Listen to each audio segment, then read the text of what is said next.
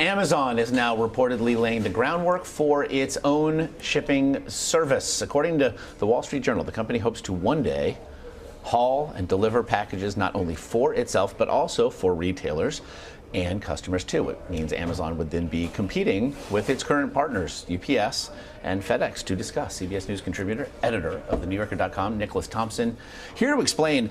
This is actually something that we've already touched on as the rise of Amazon really loomed on the horizon. It sounds like, for all the world, they're coming for you, UPS. They're coming for you, FedEx. Yeah, I don't think they want to put them out of business. And yet they would like to have them be sort of small, subservient partners to them. I mean, that's Amazon's ideal world, right? They would still like all the shipping capacity you can have. Right. They know that there is no future where we want our packages slower. We're always going to want our packages faster. The more people shipping, the better. They would also like to dominate the business. What is most interesting to me is the question of whether they will actually ship their competitors' packages, right? On the one hand, you think they would, right? You need a certain amount of scale to get this business off the ground. There aren't enough Amazon shipments. On the other hand, it's the day before Christmas. You have an Amazon box, you have a Walmart box. You're Jeff Bezos, you're driving the truck. Whose box are you going to deliver and whose are you going to kind of drop on the side of the road, right? Did that fall? It creates an incredibly interesting conflict of interest. Then it also creates another potential problem. Let's say Amazon does this. And let's say, like a lot of things, Amazon's really good at it and it reduces Amazon's costs. Yeah. Then Amazon is even cheaper than all its competitors because it has a huge advantage in shipping. And then it closes off its shipping business to everybody else. So then Amazon is able to drive even more people out of business, and Amazon's able to become even more of a monopoly, and then Amazon is able to jack up prices even more. Well, I was just going to say, really but then does Amazon pass that along to you? Yes, and me, the consumers. It does in the short run. In the long run, it takes it, right? So Amazon's strategy has always been to build scale, to build scale, to build scale, and to promise profits down the road. Right. We may be now finally at the stage where Amazon is generating profits. They've had 5 successive quarters of profits, which they've never done before, after many, many years of losing.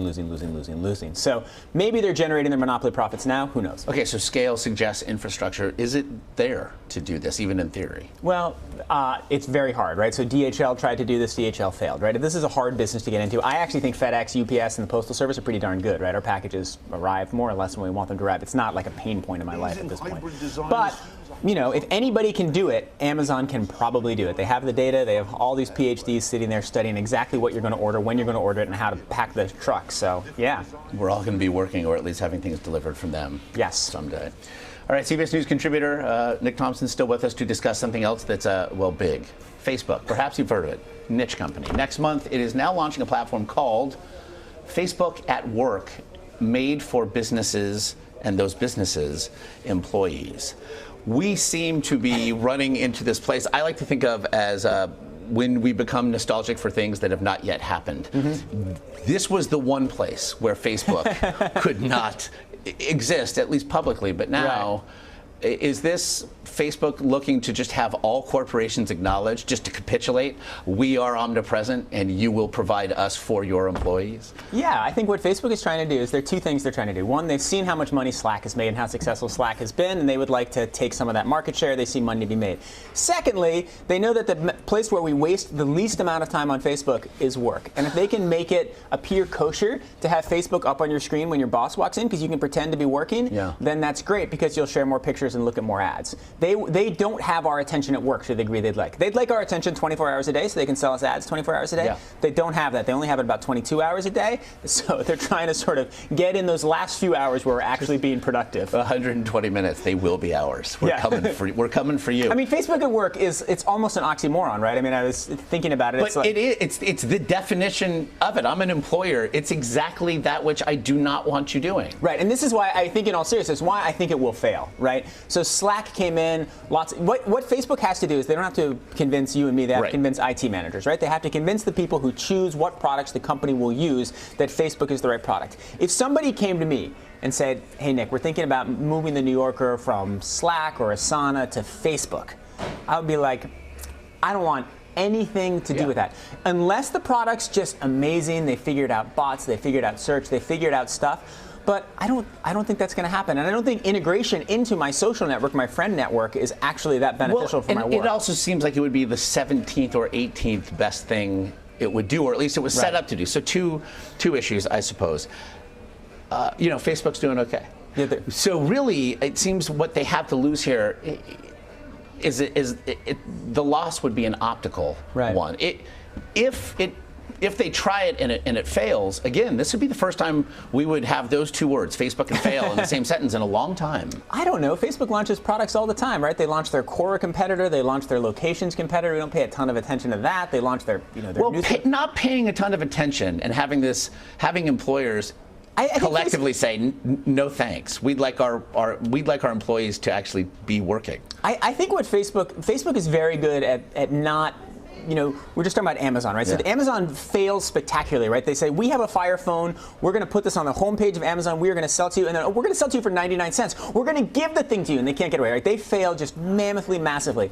Facebook launches products all the time that fail, and we kind of forget about them. There's something really good about their PR strategy where we don't notice their failures as much. Okay. I suspect that a year from now, maybe we should put it in the calendar. A year from now, I'll come on and we'll talk about Facebook at work. Done. And neither you nor I will remember it. Done. And we'll, and we can do it wearing our Apple Watches. Yeah. Finally, security, a huge concern in this day and age. Let's say employers say, yep, all right, come on over, and then something cyber goes wrong. How big a concern is that? That's a huge concern, and this is a huge concern. I think it's actually a really interesting concern for Slack, right? Because Slack, you have all these conversations, and they're not encrypted. And the reason they're not encrypted is because so much of Slack's power is based on its search function. And once you start encrypting, you start making search harder, right? So Slack is really open for hacking and for some kind of corporate disaster. Nobody has done that, thank goodness. Let's hope it never happens. Are you inviting a foreign actor to No, and they may have Slack? incredible protections, right? And they may have different ways of noticing what's happening, and companies may have set it up perfectly. But there is a real risk that some internal conversation, for example, people at CBS right now talking about like guests on air, right? You can imagine just thousands of things at every company where you evaluate your employees. That could get out on the public and could cause all kinds of trouble. And you think it's in a private channel, but it's actually being stored for all kinds of reasons. So yes, these kind of workplace communications are just at the same risk as emails, and we've certainly seen the damage that can do. I'm sure all those internal conversations are simply about just how singular this appearance has been by you. Nick Thompson. I certainly hope so, Josh. I think we found some common ground this time. maybe we can try that. Yes. Common ground with Nick Thompson. As always. I love that segment. We appreciate it. Thank you.